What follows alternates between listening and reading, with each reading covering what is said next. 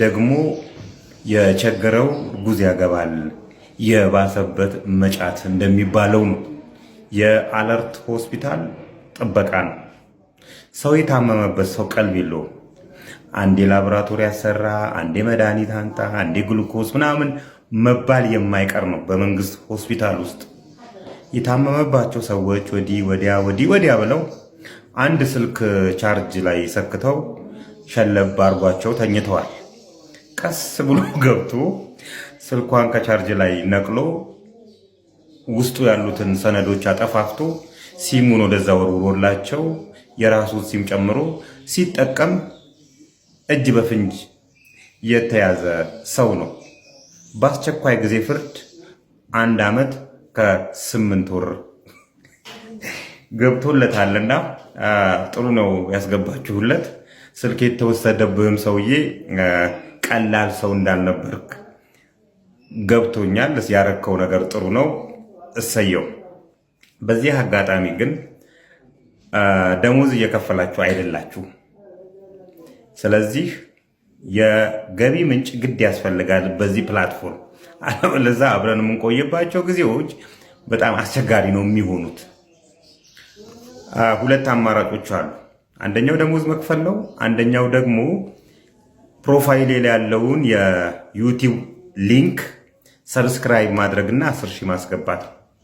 ከዛ ሜቢ የገቢ ምንጭ የሚሆኑ ነገሮች ሊገኙ ስለሚችሉ እናንተን አላስቸግርም። ወይን ደሞዝ ክፈሉ ወይን ሰብስክራይብ አድርጉ። አማራጩ ይሄ ነው የሚሆነው። መልካም ምሽት። እንዴት ናችሁ? እንግዲህ በጣም ብዙ ሰዎች ሌባ እናጋልጣለን ብለው ራሳቸውን የሾሙ ግለሰቦች ህዝብን እያስጨነቁ ከህዝብ ብር እየበዘበዙ ያሉ ሰዎች እንዳሉ አይ የጠበቃ ዳቁላ ቤተሰቦች ዛሬ እሱ ቢሮ ውስጥ ነው የምንገኘው። 3 ጥያቄዎችን ጠይቀዋለሁ ማለት ነው። የመጀመሪያው ጥያቄ ሶሻል ሚዲያ ላይ ሌባ እናጋልጣለን ብለው የሰው ፎቶ ለጥፈው የተለያዩ ነገሮች የሚያደርጉ ሰዎች ጥቅማቸው ምንድነው? አውንታ በርሲሳ ክስ ከፍቶብናል። ሰላም ፍቅር ሞቅ ሲል የቫላንታይን ልብስ ተለብሶ ስክሪን ፊት ስለዘባረቁ የሚገኝ አይደለም። ረጅም ጊዜ ኮንቨርሴሽኖችን ይፈልጋል። ቢያንስ አሁን ላይ አዲስ አበባ ላይ መቼስ የተለያዩ ፓርኮች አሉ። አንዱ ፓርክ ሄዳችሁ ቢያንስ ስለ ፕሮፌሽናችሁ አታወሩም። አንቺ በውሻ ፕሮፌሽን ነኝ ነው፣ ረጅም ጊዜ ልምድ አለኝ ነው የምትይው። አንድ የጎዳና ውሻ እንዴት የቤት ውሻ መደረግ እንዳለበት አውቃለሁ ነው የምትይው። ይሄን ንገሪው። የሚናከስ በሽታ ያለበት የሚቧጨርን ውሻ አላምጄ የቤት ውሻ አድርገዋለሁ። ይሄን ንገሪው። ይሄን ስትነግሪው እኛም ስለ ጎዳና ውሾች ያለንን አመለካከት እንቀይር ይሆናል።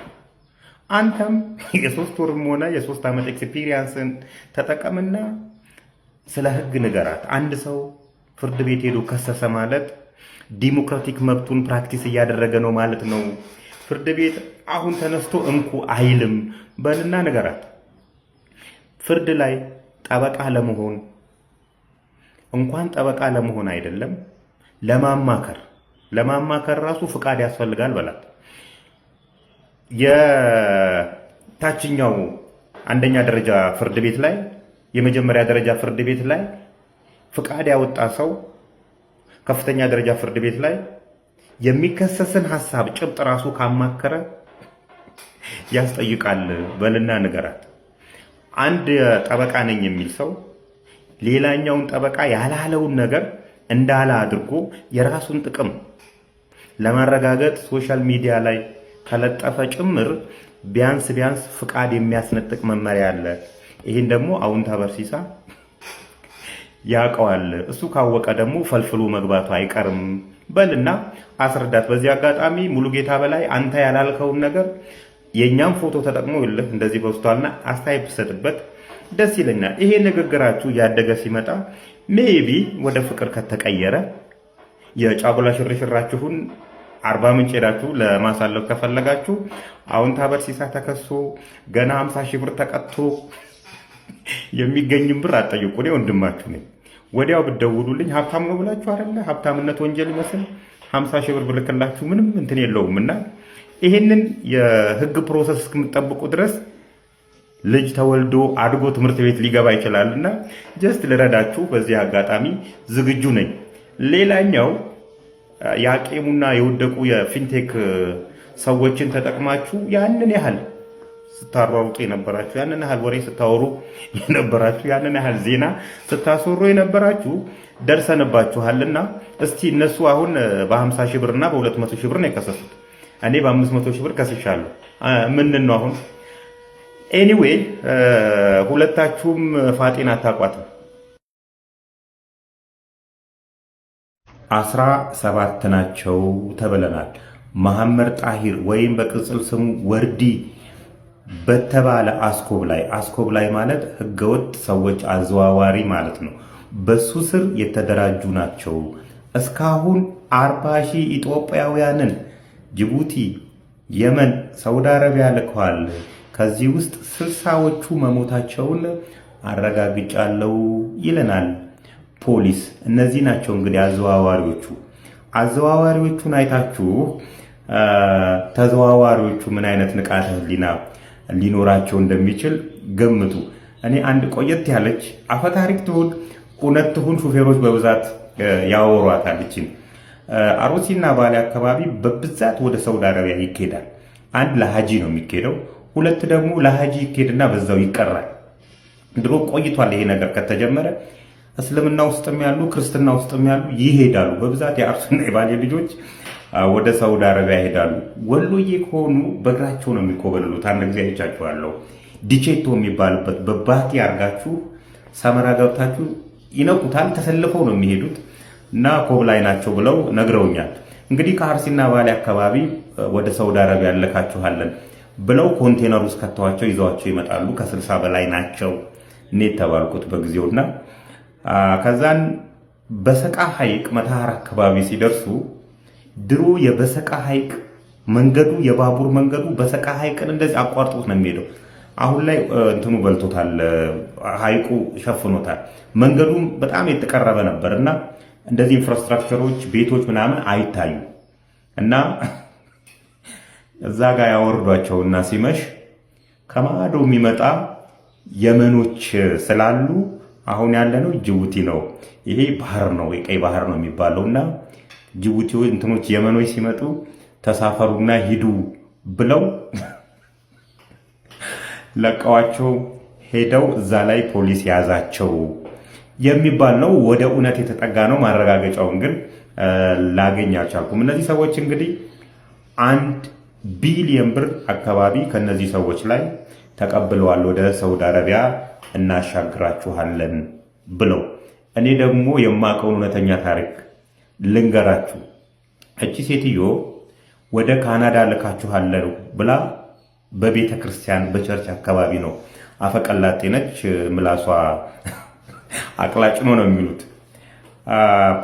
ሁሉ ነገር ተጨርሶ ቪዛ ተመቶላችኋል ብላ ከ950 ሺህ ብር እስከ 1.8 ሚሊዮን ብር አካባቢ ነው የለቀመችው።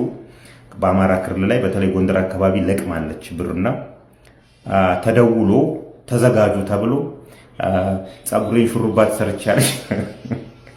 የትግሬ ሹሩባ ተሰርቼ አዳዲስ ያበሻ ልብሶች ገዝቼ ሻንጣዬን ይዤ ቤተሰቦቼን ተሰናብቼ ደህና ሁኑ ብያቸው ግምሸኙን ሰዎች አብረውኝ መጥተው አዲስ አበባ ስደርስ አለችኝ። አዲስ አበባ ስደርስ እቺ ብር የተቀበለችን ሴትዮ የለችም አለች። ብንደውልላት ምንም ስልኳ አይሰራም።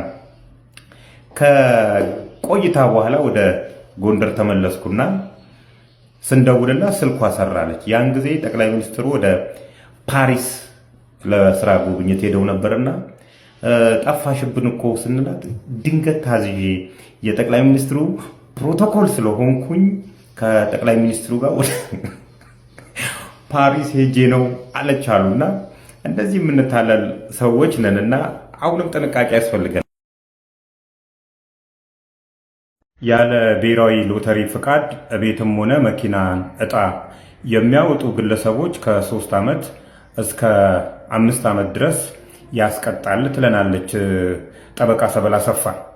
መጀመሪያ ይሄንን እንየው እስቲ። ዋጋ ይሄን የመሰለ ፎርድ F150 ልሸልመን ነው። አዎ በ6000 ብር ነው። አንደኛ እጣ ነው። አንደኛ እጣ ነው። በቃ ይሄ ኦኬ፣ ወንድ የሆነ መኪና ነው። የወንድ መኪና ነው። በጣም በቃ ይሄው እንኳን አንደኛ ባወጣልህ ሁለተኛ ምንድነው? እንግዲህ ፈጣሪ ካለኔም ፎርቢት ይሆናል። ግን ሁለተኛ መኪና ቆንጆ ዘመናዊ አየህ ቼቭሮሌ ያንተ ነው እንዴ? አዲስ ሞዴል ሁለተኛ ታይ ሶስተኛ ስንት ብር ነው? እሺ ማስተካከለኛ ብር ነው ራሱ መኪና ቢት ወይ 2000 እንግዲህ አንደኛው ዕጣ አውቶማቲክ ሁለተኛው ቼቭሮሌት ነው። ሶስተኛው ቪትስ ነው። የአንዱ ዕጣ ዋጋ 6000 ብር ነው። እነዚህን ሶስት መኪናዎች ዋናቸውን ለመመለስ እንኳን ምን ያህል ዕጣ መቆረጥ እንዳለበት እናንተ ከገበያው አንጻር ገምቱት። ፎርድ ስንት ነው፣ ቼቭሮሌት ስንት ነው፣ ቪትስ ስንት ነው የሚለውን ነገር አስቡና ከዚህ በተጨማሪ እነዚህ እንኳን እውነተኛ ናቸው ብንል እንደዚህ ብዙ ዕጣ ካስቆረጡ በኋላ እያንዳንዱ ጋር የሚደውሉ ሰዎች አሉ። ይደውሉና ዕጣው ባልወጣበትና ባጭበረበሩበት ሁኔታ ላይ ዕጣው ወጥቶልሃል እና የሽማግሌ የስም ማዞሪያ ምናምን ብር ላክ ብለው ሁሉም ጋር ደግሞ እንደገና ይደውሉና ከ50 እስከ 150 ሺህ ብር ድረስ ይቀበላሉ። ብዙ ሰዎችም እንደዚህ ብለውኛል ብለው ያነጋገሩኝ ሰዎች አሉ። በጠቅላላው ግን እንደዚህ የትላልቅ ቤቶች ጭምር 40 ሚሊዮን 50 ሚሊዮን ብር የሚያወጡ ቤቶች ከዛ በላይ የሚያወጡ በዚህ በኦንላይን ሎተሪ ላይ በጣም ሲዘዋወሩ እናያለን። ሰብለ አሰፋ እንዳለችው ከ3 ዓመት እስከ 5 ዓመት የሚያስቀጣ ከሆነ ማን ነው ባለቤቱ? ማን ያስተግብር የሚል ጥያቄ ማንሳት እንወዳለን። ብሔራዊ ሎተሪ የሚባለው ድርጅት እንግዲህ ከዚህ በፊት ትውልዱን ቁማርተኞች እየገደሉን ነው ብለን በምንልበት ሰዓት ደንታ ቢስ ሆኖ ዝም ያለ ነው። ምክንያቱም ይሄ ዲጂታል ዓለም የእሱን ስራ አቃሎለታል። እድሜ ለቴሌ በቴሌ በኩል ዕጣ ይወጣል፣ 605 ነው። በዛ በኩል ዕጣ ይወጣል። እንደ ድሮ የህትመት ስራዎች የሉም። ያልተሸጡ ሎተሪዎችን መሰብሰብ የለም። በየብራንቹ ያሉን የተሸጡና ያልተሸጡ ነገሮችን ማወቅ ምናምን ስራዎች ቀለውለታል። ስለዚህ እግሩን ዘርግቶ የሚበላበት መስሪያ ቤት ሆኗል። በኢትዮጵያ ሁለተኛው ግብር የሚያስገባ ድርጅት እንደሆነ ከዚህ በፊት ሲወራ ሰምቻለሁ። ማን ያስተግብር? እነዚህ ልጆች እውነተኛዎቹን እንኳን ቢያንስ ፍቃድ አውጥተው እንዳያጭበረብሩ፣ ካጭበረብሩም የሚጠየቁበትን ሁኔታ ብሔራዊ ሎተሪ ማመቻቸት ነበረበት። እነዚህ የሚያጭበረብሩትን ደግሞ ወደ ህግ አግባብ ማድረስ ነበረበትና ይህንም ባለማድረጉ ምክንያት አጭበርባሪዎቹም በስነስርዓት የሚሰሩትም ህጋዊ እስካልሆኑ ድረስ እነሱ የሚያው ናቸው እየቀጠሉ ነው ያሉት። ስለዚህ እኔ ለሰብለ አሰፋ ባለቤቱ ማን ነው? ይሄን ነገር ማን ይከታተል? ሁሉም ደንታ ቢስ ሆኗል ነው የምልሽ። ሀገራችንን አደጋ ላይ ከጣሉ ተግዳሮቶች አንዱ ቁማር ነበር። እነዚህ የቁማር ሶፍትዌሮችን ዲቨሎፕ የሚያደርጉት የውጭ ሀገራት ዜጎች ናቸው። ቼክ ሪፐብሊኮች አሉ፣ የምዕራብ አፍሪካ ሀገራት ዜጎች አሉ። መቀመጫቸው ኬንያ ነው። እንዝላሉ የኢትዮጵያ ብሔራዊ ሎተሪ አለ። ተስፈኛ ወጣት አለ። ቁማር ተጫውቼ ያልፍልኛል ብሎ ያጠራቀማትን ብር በየቀኑ የሚያስበላ ሌላው ባንዳ ኢትዮጵያዊ አለ። ከነሱ ጋር ኮላቦሬት አድርጎ ከነዚህ ወጣቶች ላይ ብር የሚለቅ ይህንን ብር ወደ ውጪ ከረንሲ ተለውጦ ለነሱ መድረስ አለበት። ስለዚህ ሌላ ኮላቦሬት ማድረግ የነበረባቸው ተቋማት ነበሩ። እነዚህ ተቋማት ከውጭ ሀገራት ብር የሚያመጡ የሚላላኩ ተቋማት ናቸው። ስም መጥቀስ አሁን ላይ አስፈላጊ አይደለም። ኦልሬዲ ስለፈረሱ ግማሹ።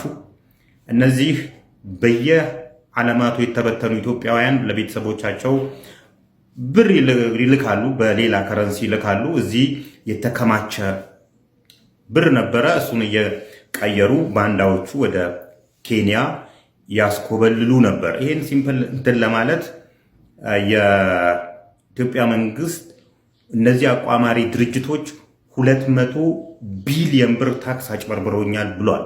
200 ቢሊዮን ብር አስባችሁታል? ታክስ ብቻ ነው 200 ቢሊዮን ብር እያጭበረበረው። እንዲህ ሲል ብሔራዊ ሎተሪ ያን ጊዜ ብንና አለና 10 ምናምኑን አግጃለሁ አለ። ፌዴራል ፖሊስ እነዚህን አካላት ሲይዝ እንደገና ብሔራዊ ሎተሪ ሁሉንም አግጃለሁ አላቃቸውም አለ። ገንዘባቸውን ያላወጡ ወጣቶች አሉ። ብዙ በብሔራዊ ሎተሪ እንዝላልነት ብዙ ገንዘባቸውን የተበሉ ሰዎች አሉ። ያን ጊዜ እንግዲህ እኔና በጣም ጥቂት ሰዎች ነበርን ስንታገላቸው የነበር ነው። ለዚህ ነገር ክሬዲት ሊሰጠኝ ይገባል። እንደ አዳነች አቤቤ ያሉ እስቲ እቺን ኮንዶሚኒየም ያዛት ልባል ይገባል። ነገር ግን የኔ ኮንተንት ለሽልማት እንደማይሆን አውቀዋለሁና ኦሬዲ እነዛ ነገሮች አሁን ቦታቸው ይዘው ግማሾቹ ተይዘዋል፣ ግማሾቹ ደግሞ ፈርሰዋል። አቋማሪ ድርጅቶች በጣም በድብቅ የሚሰሩ አሁን ላይ አሉ። አሁን ደግሞ እንደገና እንዝላሉ የኢትዮጵያ ብሔራዊ ሎተሪ ያመጣብን ጣጣ ደግሞ ሎተሪ፣ ዲጂታል ሎተሪ፣ እቁቦች የሚሉ ናቸው። እነዚህንም መቆጣጠር ያለበት ራሱ ብሔራዊ ሎተሪ አስተዳደር ነው። ችግር እስካልተከሰተ ድረስ ወይም ደግሞ መንግስት የሆነ ነገር አጥቻለሁ እስካላለ ድረስ እሱ ተኝቷል። እንግዲህ በየቦታው አሁን ላይ ትክክለኛም የሚሰሩ የሚያጭበረብሩ እጣዎች አሉ። የመኪና እጣ አለ፣ የቤት እጣዎች አሉ። በጣም እያደጉ ያሉ ትላልቅ እንትኖች አሉ። ቢያንስ ህገወጦችን እንኳን ማስቀረት እንዲቻል ህጋዊዎቹን እውቅና ቢሰጣቸው፣ እውቅና ከተሰጣቸው መንግስት የራሱን ገቢ እንዲሰበስብ ምክንያት ይሆናል። ሰዎች፣ ግለሰቦች፣ ዜጎች በእነዚህ ሰዎች እንዳይበሉ ምክንያት ይሆናልና ብሔራዊ ሎተሪም ሆነ ሌላ አካል ጆሮውን ብሔራዊ ሎተሪ አይሰማም። ሲጀምር ጆሮውን ደፍኗል፣ ምቾት ላይ ነው ያለው። ቢኮዝ ከነዛ አቋማሪ ድርጅቶች ላይ ያገኛቸው ገንዘብ ገና አጥፍቶ ስላልጨረሰ ሌላ አካላት ግን እነዚህን ሰዎች ሃይበሉልን ወይም ደግሞ ህጋዊዎቹን በስነስርዓት የሚሰሩትን ፍቃድ ስጧቸውና መንግስትም ታክስ መሰብሰብ ያለበትን ታክስ ይሰብስብ፣ ጆሮ ያለው ይስማ። መጣል ደግሞ የክረምት ትምህርት ብሉ እንዴ? እኔ መጅ በስነ ስርዓት የበጎን ተማርኩና ነው የክረምት የምትለው እንዴ? አራድቡ ሚካኤልን ደግሞ ግዴታ ነው አትመዘገቡም። ቀጣይ ዓመት ምን አለ ወንድና አትመዝግበኝ። ወንድና አንተ አድቡ እንዴ አይደረግም። የክረምት እጥፍጥፍ ብለን እንዴት ማለት ያደብ ሚካኤልን ሁሉና ለይክና እንደረስ ቻማችሁ ልስ እንዲሰጡኝ ፈልጋለሁ። አምስት ቁርጣ ላይ ምን ጋር ነው ዲአፍሪክ ሆቴል የለም? ዲአፍሪክ አጠገብ ጋር ዲአፍሪክ አጠገብ ጋር ዲአፍሪክ ሆቴል አለ ሜክሲኮ። እሺ ሜክሲኮ ዲአፍሪክ ሆቴል አለ። ልክ ዲአፍሪክ ለፊት ጋር አምስተኛ ፖሊስ ጣቢያ ካልክ ማንም ያሳይ። ጎማ ቁጠባ ጋር ማለት ነው? ኖ እሱ መምሪያ ነው። ከጎማ ቁጠባ ወረድ ብለህ ልክ መስቀለኛ የለችም? ዲአፍሪክ ሆቴል ጋር መስቀለኛ እንኳን ልጅ አይደል? በልጅቷ ስልክ ነው የሚያወሩት። እኔ በእኔ ስልክ መደወል ስላልፈለኩ የቢሮ ስልክ ደግሞ ተበላሽቷል። ገባ? ይሄ ፖሊስ ነው። የት ነው ያስቸኩት? ዋና ስራ አስኪያጅ እኮ ነኝ ለ5 ዓመት። እስቲ ናና የድርጅቱ ወንድሜ ድርጅቱን ማለት ነው ምን ነገርን አድምጠኝ። አሁን ናና በስልክ ተረክቤ የሾሚ ሰዎች እኮ ያስረከቡኝ ነው። የሾሚ ሰዎች እኮ ሰው አልሾመችኝም ወንድሜ። እሺ አድምጠኝ። ቆይ አሁን በስልክ አለ የምንነጋገረው። ቢሮና ስንት ሰዓት ትመጣለህ? ኦኬ መጥሪያው ልትልክልኝ ትችላለህ? ለሷ መጥሪያ ምንም አያስፈልግም። በቃ ስልክ ደወልኩልህ ወይ አድምጠኝ። ስልክ ደወልኩልህ እኮ ነተን ያሳያል እኮ ስልክ ከደረው መጥሪያ እኮ በተለያየ ምክንያት ስልክ ለዱርዬ ለውመኔ ምናምን ነው መጥሪያ ቢታቀው ገብተኛል ወንድሜ። ግን ይሄንን ባናጀም አድምጠኝ ቆይ መጥሪያም አያስፈልግም። ለውመኔ ምናምን ነው መጥሪያ የምንልከው። ስለዚህ ይሄን ነገር ለመነጋገር አንተም በእልህ ሆነ እንትን ከምትል ያለው ሁኔታና ከዛ በኋላ እዚህ ጋር የምንነጋገረው ነገር እንነጋገራለን። አንተም ወንጀል መጠየቅ የለብህም። ቀርበው መረከብ ይችላሉ። ዛሬ መስሁን እኮ እሱን መነጋገር አለበት። አንተ ባለችበት መነጋገር አለበት። ይሄንማን አላስረክባለኝ ስትል ማለት ነው ፍርድ ቤት ከሳ ስትጠየቅ ማለት ነው። አላስረክብም ብሏል ከተባልኩኝ በህግ ነው ልጠይቅ የምችለው አይደለ? ምኑ ነው ወንጀል የሚሆነው? የተረከብኩት አንደኛ ስለ ወንጀል ስለምን በስልክ አናወራ። ስለዚህ ናና ቢሮ አውራኝ መለለጅ በቃ እኔ መጥሪያ የምትልክልኝ መጥሪያ ሰጠህና በቃ መጥሪያ ካልላክልኝ እኔ ልመጣ አልችልም። ኦኬ ስለዚህ በወንጀል ትጠየቃለህ። ጨርሰናል። አመሰግናለሁ።